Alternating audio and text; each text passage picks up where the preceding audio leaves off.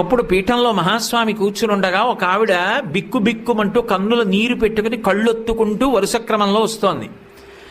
స్వామి చేత్తో ఇంత కుంకం తీసి ఆవిడ చేతిలో వేశారు.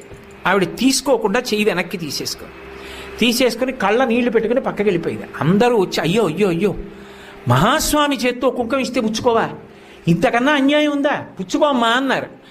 ఆవిడంది కాదు, నా భర్త మరణించాడు, ఆయన శరీరం కూడా లభించలేదు, అటువంటి వాడికి ఉత్తరక్రియలు ఎలా చెయ్యాలని అడగడానికి వచ్చాను భర్త మీద ప్రేమతో, నాకు కుంకం ఏమిటండి.